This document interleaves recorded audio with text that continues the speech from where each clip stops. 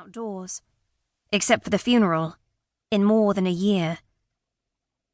She remained at my father's side while he was bedridden.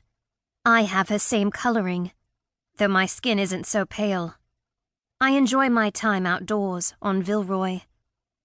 I bend to kiss her cheek. Mother, my wedding rehearsal is tonight. Will you join us for dinner after? I will be at the wedding, she says, her voice rough, like she hasn't spoken for a while. I sit next to her on the bed and take her cool hand. I'm leaving soon. I fear I'm ill-prepared. I'm not yet fluent in Malay. Everything will be so different there. She doesn't respond. I'm scared, I admit softly. She finally looks at me and gives my hand a firm squeeze. You're not scared. You're nervous, which is to be expected. You must rise above. Yes, Mother. I know this. Why is it so difficult? I've spent my life rising to the high expectations of my mother and been rewarded with a close bond. I was the daughter she longed for after 4 sons. I was the daughter she was proud of. Now she feels so far away. I wish you could have attended more of this week's functions. Are you sure you won't join us for dessert, maybe? She releases my hand and turns back to the TV. I'm not ready to appear in public. I will be there tomorrow for the ceremony. My chest constricts, making it hard to breathe. I understand she's grieving, but I can't help but feel the loss of her in my life. I'd imagine this to be a joyous time, where she was happily joining me for all the pre-wedding preparations, the ultimate mother-daughter bonding time.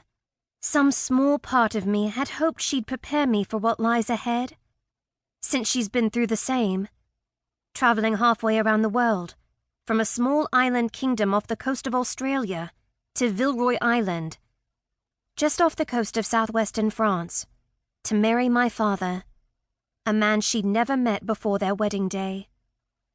When my parents broached the topic of an arranged marriage when I was 16, explaining that it was the traditional way, and asking if I'd agreed to their choice of groom, I readily complied. It wasn't mandatory. Most of my older siblings had opted against it, except for the heir, Gabriel, who was held to a higher standard.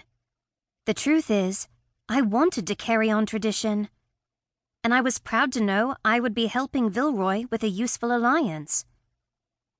Knowing my parents also had an arranged marriage that turned to love, I was content in my decision.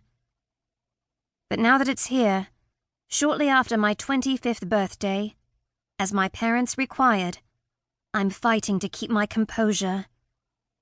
And it pains me to admit it, but I am having doubts. I will be living with a stranger in a foreign land, one I have never visited. I will miss my family, my palace home, my island. Vilroy Island is a part of me, with its blue-green sea, rocky cliffs, and soft sand beaches. I've spent many a happy time on Vilroy. My future happiness is uncertain. My mother speaks so softly, I have to lean close to catch the words. You must turn to your husband now for your comfort. Tears sting my eyes. I understand she's trying to help me by pushing me toward my future husband, but it hurts. I bury all my worries, my fears, my doubts down deep. I will not be sharing them with Abdul. I must be brave. I stand and do a quick curtsy. I will see you tomorrow. She inclines her head, but her gaze remains riveted on the TV. I turn and rush from the room, heading upstairs to my own suite to dress.